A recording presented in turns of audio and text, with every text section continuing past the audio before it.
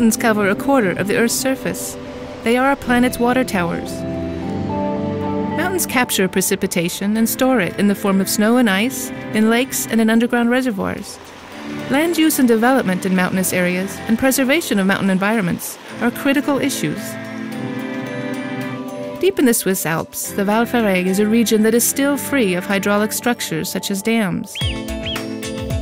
It's an ideal place to conduct field research. For no matter how solid and powerful they may appear, mountains are very sensitive to climate change.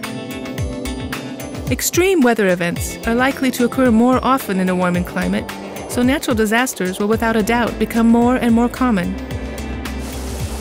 In order to better understand how various meteorological phenomena such as wind, rain, and temperature influence mountain hydrology, scientists from EPFL's Environmental Fluid Mechanics Laboratory set up a field research site in the Val Ferret watershed.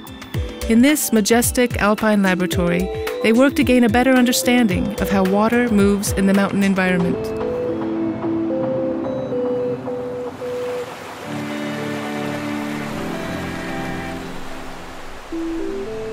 We're here in the Alps basically because the Alps are the source of water for much of Europe.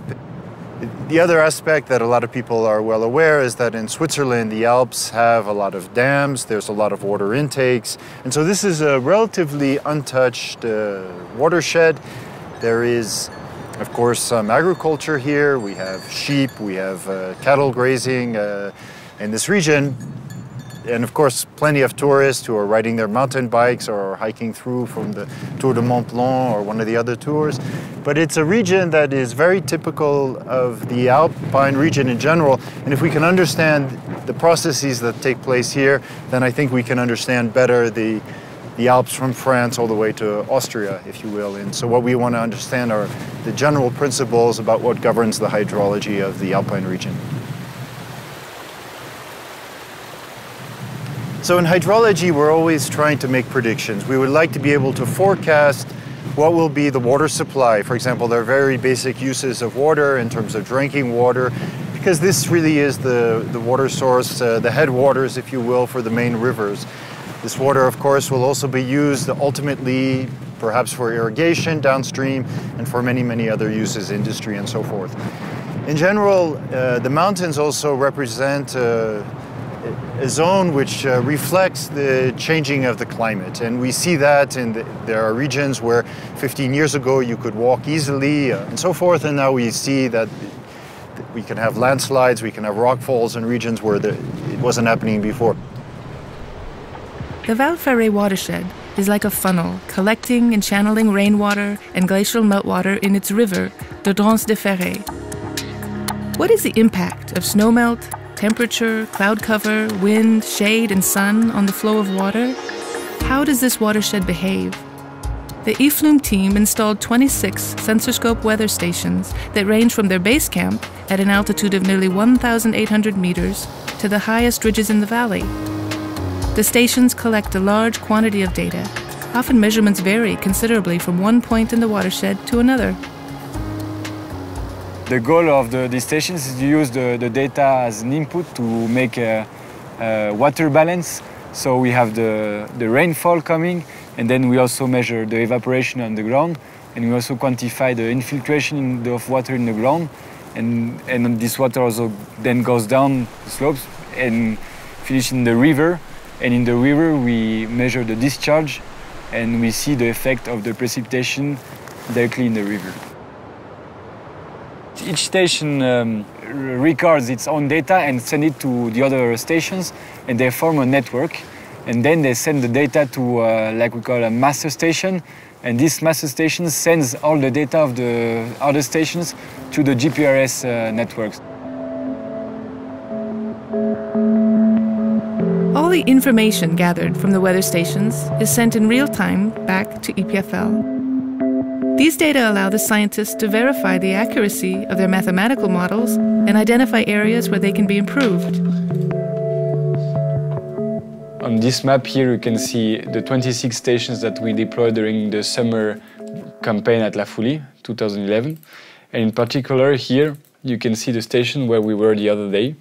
And this station is the one of the most important because it's the one sending the data through the network and sends the data back to the server at EPFL. Measurements are displayed directly on the computer screen, something that would be impossible without the sensorscope stations. These autonomous, intelligent devices communicate by radio frequency. They were developed in EPFL's School of Computer and Communications Sciences. And once we were done with the basic research, we were looking for an application domain, and environmental monitoring made a lot of sense. We certainly have a problem with climate change. We have problems with usage of energy, pollution, and so on. It's a fundamental societal problem, and Sensorscope is one of the steps to actually try to find a solution. Les stations qu'on a installées pour le premier déploiement au campus de l'EPFL en 2006 étaient carrément des prototypes. Ils ont été faits au campus de l'EPFL avec des étudiants, c'était vraiment homemade. Et puis une fois que ça a marché, puis on a acquis une certaine expérience, on est parti pour faire un déploiement au glacier rocheux du Genepi pendant 4 ou 5 mois. C'était pour mesurer la température du glacier puis voir l'évolution, comment ça changeait avec la pluie, avec les vents, avec des différents paramètres. After the field study on the rocky Genepi Glacier, another study was conducted at the Grand St. Bernard Pass. Over the past 5 years, these measurement campaigns have led to improvements in both the Sensorscope stations and in our understanding of mountain hydrology. Along with the data from the other sites, the measurements from the Val Ferret campaign have been fed into EFLUM's growing database. But these observations are fundamental for us to be able to test our models, to be able to assess our theories. And the most important thing I think about having data is that it guides you. Then you learn through the data what you could maybe do a better job in terms of modeling, where you could simplify things, and where you could be more accurate. Mountains are fickle. In just a matter of hours, a sunny alpine pasture can become harsh and unforgiving. Rainfall replenishes the Drance de Ferret in the bottom of the valley. But rain is not its only source of water. What else feeds into the river? To answer this question, one must be willing to brave all kinds of inclement weather. So as you can see, PhD students in EFLUM, they must be able to climb everywhere, to hike everywhere, and to be able to work on the rain and harsh conditions. So that's the case today, as you can see. We are now at the outlet of our catchment, and it's where all the water is supposed to flow through over this whole area. Now here we try to measure the discharge of the river. So basically we drop a certain quantity of salt in the river, and we look how the salt concentration is changing in time, and with that we then compute the discharge. And then we also take water samples to analyze the isotopic contents of the water, and we also collect, today is a perfect day, we collect water from the rain, and we try to separate the contribution of the water coming. Samples are taken by hand once a week and automatically the rest of the time. The conditions aren't always pleasant, but it's still ideal for collecting rainwater. The samples are immediately taken back to the EFLUM laboratories.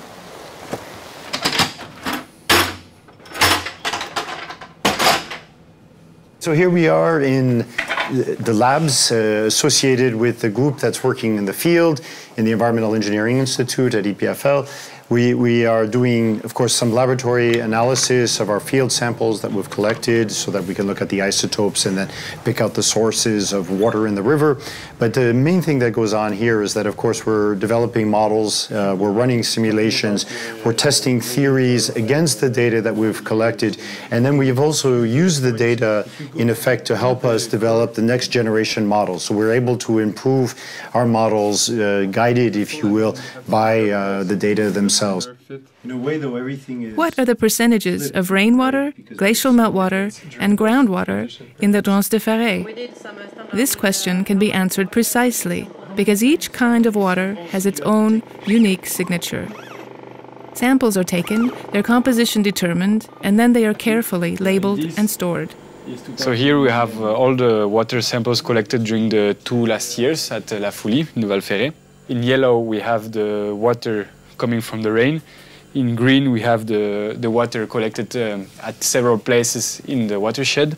And finally, in white, we have the water coming from the lakes. With this long-term work, the scientists will be able to determine the sources of water feeding into the river and better understand extreme events such as floods. The ultimate goal is to build mathematical models that can predict these events and thus better protect the valley's inhabitants. Il est important pour la commune de connaître le comportement des bassins versants de ses principales rivières. Ici, nous sommes en présence de la Drance de Ferret qui a la particularité de se mettre de temps à autre en crue et de charrier énormément de matériaux. Ce pont en bois est un ouvrage que l'on appelle communément un pont fusible. Pourquoi un pont fusible? Eh bien, tout simplement parce que le torrent, à l'image de la Drance de Ferret, a l'habitude de charrier passablement de matériaux. Et comme le gabarit d'espace libre en dessous du pont est insuffisant pour faire passer tous ces matériaux, il saute comme un fusible au moment de la crue. The Val Ferret is relatively protected from mass tourism, but it is still a busy place. Thousands of hikers on the famous Tour de Mont Blanc cross over the pass and walk along the valley's alpine pastures. They spend a night in the village of La Fouly. Before its winter transformation into a small family-oriented ski area, the village hosts the annual Des Alpes Festival. Lavishly decorated cows file down off the steep mountain slopes that will soon be covered with snow. There are some who know these summits like the backs of their hands. En arrière-plan, avec un plateau enneigé, c'est le Mont Vélan. Encore plus à gauche, on a le sommet du Triolet, qui fait frontière avec les trois pays, la France, l'Italie et la Suisse. Je crois qu'habiter dans le Val Ferret, c'est une chance particulière. On a encore une vallée qui a bien été protégée du développement touristique. Et je crois qu'aujourd'hui, on doit veiller à ce que ça continue et on doit transmettre cette vision et cet amour à ceux qui viennent derrière nous, quoi.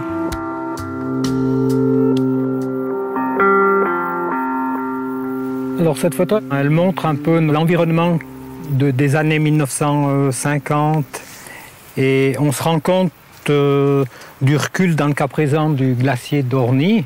Et aujourd'hui, on ne distingue plus le glacier parce qu'il est dans le virage, il a reculé. In 40 years, the landscape has drastically changed. The reference points are no longer the same. The rich, intuitive understanding of those living in the valley is complemented by a scientific understanding of meteorological phenomena. C'est même très intéressant de voir qu'il y a des scientifiques qui cherchent à comprendre ce qu'en définitive nous on ne comprend pas, ou alors on se détermine par rapport à des signes naturels, mais jamais par des études scientifiques, par des calculs basés sur une recherche qui se fait sur plusieurs années. What I'm really hoping to do in Val Ferret is to really have a project that will continue in the long term. That this will be a field site where we work with the community and that we stay there over the years. Because it's very clear that every year is completely different. We can have droughts, we can have more flooding, we can have more typical weather if such a thing exists. And we will be able to look at how we have the seasonal variations, but also the annual variations, and that's extremely important for us because there we're going to be able to see things that we haven't been able to see in the past. The weather actually does change, the climate does change, and what does that mean for the hydrology? That's important for us. In hydrology, everything has its role to play. Clouds, shade and sunlight, heat and cold, and the winds. A 10-meter tower, equipped with sensors, is erected to study the mountain winds. In particular, the thermal winds that form on clear days and flow up and down the slopes day and night. Here, the scientists are studying the transition between upslope and downslope winds. The researchers were surprised by their initial observations. The winds blow differently in the mountains. In the atmosphere, we're used to see wind speed increasing with height. So that's why we're going to try to place usually wind turbines at 100 meters above the surface, for example. In the context of this study, we installed several wind sensors on the 10-meter tower. and we're interested to see the wind profile, okay, during the day and at night. One interesting observation that we made from last year is that the wind speed is actually the maximum very close to the surface. This is an interesting observation that we made, and this year we're trying to investigate a bit more how this skin flow forms. So that's why we have installed other sensors, more precise and with a higher resolution of measurement. One of the most interesting things that we found during this transition period is the fact that the surface temperature dropped really rapidly, so on the order of about 10 degrees Celsius in just a few minutes. That was already a very interesting observation, and this animation is pretty unique because it relates the radiation, the surface behavior, and the influence on the atmosphere. Solar radiation has a big impact on wind speed and direction at the surface. But what about higher up in the atmosphere? I guess I should. Another EFLUM team releases a weather balloon to take meteorological measurements 1 kilometer above a base camp that has been set up. The balloon measures wind speed, wind direction, temperature, relative humidity, and pressure. And with the balloon, we can really see what's going on in the entire part of the valley. At the same time, the researchers also install LiDARs lower down on the slope. These sophisticated lasers are positioned at specific points. They scan the valley and take space-time measurements of phenomena that occur between the land surface and the atmosphere. In particular, the evaporation of water associated with changes in temperature. You have to be willing to work hard, because data have to be collected day and night. It's a real team effort. Hi Marcus, how's it going? This week we will stay from tonight, so tonight is Tuesday, and we'll stay all the way till Friday afternoon. And we'll actually take data the entire time we're here, so some people sleep and some people work, and we take turns, and it's really cold. These campaigns actually take a lot of persons. To set up in the field, it's demanding, it involves staying overnight sometimes, it involves being in the tents. You need friends that are going to get up at 2 in the morning. Even if it's not directly for their research, it's part of a larger teamwork effort, and that has made Val Ferret possible. Hey, this battery is looking worse than the other. Worse one at all. That's something that is very nice in environmental engineering. You tend to attract also these kind of students that are ready to support and help other people. And it's never they're never asking the question, you know, what's in it for me? They're saying, hey, how can I help?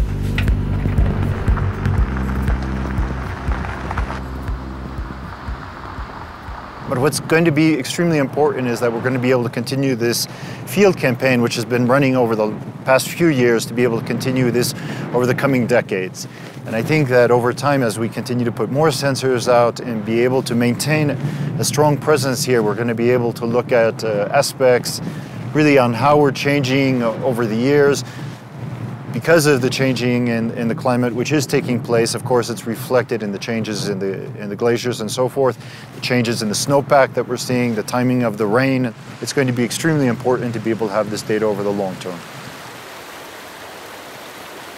This combination of measurements plus distributed watershed models together opens up really a new dimension in hydrology, and this is really, for many, many groups, of course, this is the future. We've really been able to push this through our collaboration with the computer scientists, with the data managers and so forth, but we've been able to, from the data, actually develop new concepts in modeling. And this has been really the aspect that I think has been the most important thing, to be able to really push advances in hydrology. Day after day, these environmental experts collect critical data on the hydrologic cycle in the Alps. All the members of this multidisciplinary team are focused on the same objective: understanding and protecting our water resources.